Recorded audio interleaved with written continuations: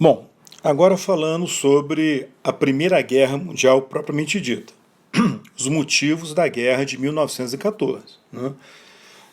Para muitos historiadores, a guerra teve como motivo principal a política externa da Alemanha. Então, que a Alemanha teve um papel destacado nas origens da guerra. Né? Lembrando que a Alemanha não existia como Estado Nacional Unificado até 1864. Entre 1864 e 71, a Alemanha foi unificada pela Prússia, por meio de guerras contra a Dinamarca, contra a Áustria e contra a França, principalmente. Ela é unificada em 71 e nos 30 anos seguintes ela entra num processo de ascensão meteórica, se transformando na maior potência industrial e militar da Europa. Ela foi o centro da segunda revolução industrial na Europa. Fora da Europa foi os Estados Unidos, mas na Europa foi a Alemanha. E foi nessa ocasião que ela estabeleceu aliança estratégica com a Áustria-Hungria. Nós comentamos tudo isso quando falamos sobre a Alemanha na Belle Époque. Né? E a guerra estourou no reinado do Guilherme II, que nós vimos também na outra aula, adotou uma política externa muito mais imperialista e muito marcada pelo darwinismo social, entrando em confronto com a França, com o Reino Unido, né, com a Grã-Bretanha e com a Rússia. Aqui vocês têm uma imagem, né, do Guilherme II. Nós vimos também as razões desse confronto, né, na aula sobre a Alemanha na Belle Époque. Em parte, o temor que o Guilherme II tinha do crescimento do Partido Social Democrata dentro da Alemanha, e na visão de alguns historiadores, para ele, Guilherme II, a guerra era uma maneira de desviar a atenção de um partido marxista, republicano, né, socialista, e ele despertar o patriotismo do povo alemão e lhe dar apoio popular. Então a guerra seria uma saída, né, para esse problema político interno. Outros, sem negar essa questão interna, falam que a questão central é que ele foi adotando uma visão muito marcada pelo darwinismo social, que achava que a Alemanha precisava impor a sua hegemonia na Europa, porque se ela não fizesse isso, a Rússia acabaria fazendo. E a Alemanha seria uma potência de segunda categoria subordinada ao poder da Rússia. E a crescente aproximação, na verdade, a aliança entre França e Rússia deixou a Alemanha cercada, a oeste pela França, a leste, né, pela Rússia.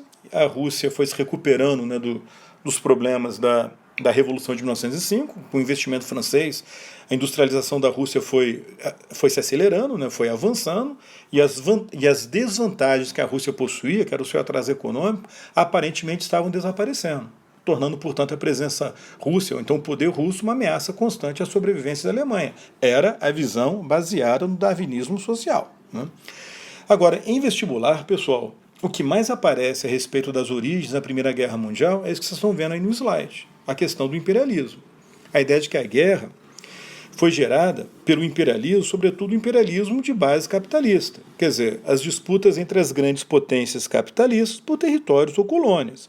Elas buscavam fontes de matérias-primas, mercados consumidores, oportunidade para poder investir seus capitais excedentes. Essa disputa imperialista que já existia no século XIX, ela foi intensificada pela ascensão da Alemanha, uma nova grande potência industrial que entrou tardiamente na corrida colonial e que precisava de um enorme império ultramarino. A guerra, de acordo com essa visão, teria sido, sobretudo, um conflito imperialista pela redistribuição de colônias e mercados. É uma visão muito influenciada pelo marxismo. Ela é muito comum nos vestibulares, em especial influenciada pela obra do Lenin, né, o criador da União Soviética, o líder da Revolução Bolchevique. Ele escreveu um livro chamado Imperialismo, a fase superior do capitalismo, onde ele vai defender essa tese. Isso aí tem a ver muito com aquela tendência de culpar o capitalismo pelos problemas do mundo contemporâneo. Se teve guerra, a culpa foi do capitalismo. Se foi uma guerra mundial, a culpa foi do capitalismo. É uma abordagem muito reducionista, baseada no determinismo econômico. Quer dizer, a guerra e a história, de uma forma geral, a guerra se explica por interesses comerciais e financeiros, acaba minimizando os fatores não econômicos, mas é o que aparece nos vestibulares. Vocês têm que levar em consideração esse motivo. Outros apontam como motivo a anarquia internacional.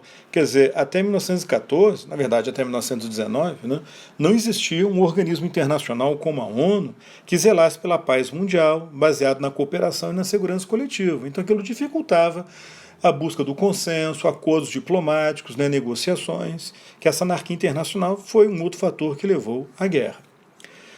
O darwinismo social eu comentei há pouco, né? Ele era cada vez mais influente, em especial na Alemanha, com aquela crença numa luta inevitável entre os povos pela sobrevivência e recursos econômicos, de forma que os mais fortes dominam e eliminam os mais fracos.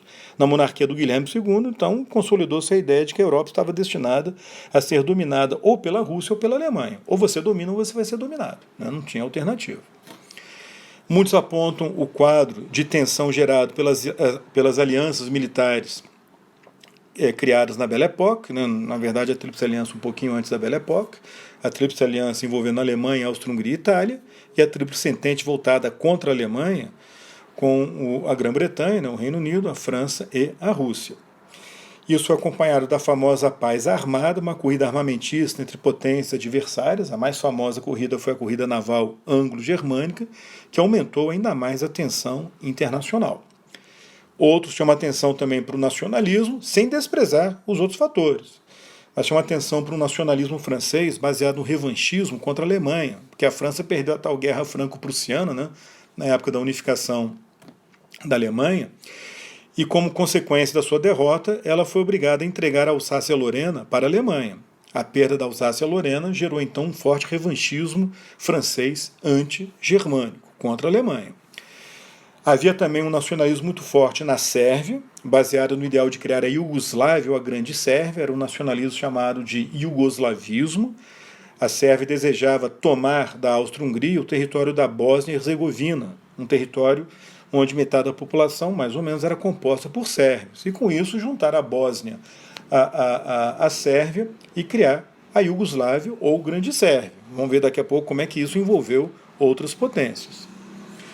Que é exatamente isso, a questão balcânica, a questão na Península Balcânica, no sudeste da Europa. Rússia e Áustria-Hungria disputavam a hegemonia na região. E Áustria-Hungria e Sérvia disputavam a Bósnia.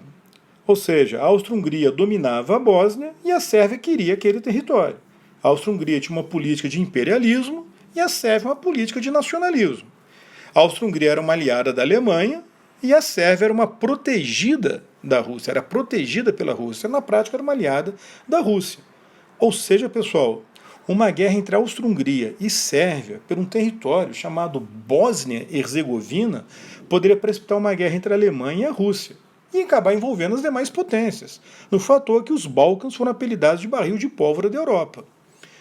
Aqui vocês têm um mapa da Península Balcânica, essa parte está meio cinza, né, meio azulada e tal, é o território da Áustria-Hungria, num azul bem destacado o território da Bósnia, em verde escuro o território da Sérvia. A questão balcânica foi agravada pela prática do terrorismo, quando sérvios nacionalistas, militares sérvios nacionalistas, criaram uma organização chamada Mão Negra, que financiou e ajudou a criar uma outra organização na Bósnia chamada Jovem Bósnia, composta por estudantes de etnia sérvia, mas nascidos na Bósnia. A intenção dessas duas organizações era matar membros do governo da Áustria-Hungria para gerar um caos na Áustria-Hungria e possibilitar o separatismo da Bósnia, de tal forma que a Bósnia poderia se separar da Áustria-Hungria e se juntar à Sérvia. Isso agravou a situação e, como a gente vai ver, acabou precipitando a Primeira Guerra Mundial.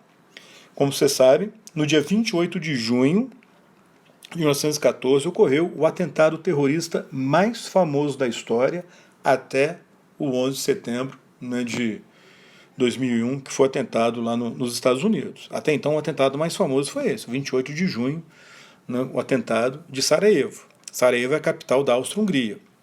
O arquiduque Francisco Ferdinando, herdeiro do trono da Áustria-Hungria, estava fazendo uma inspeção militar na Bósnia, passou por Sarajevo e acabou sendo assassinado por um estudante bósnio de etnia sérvia, que era membro da Jovem Bósnia.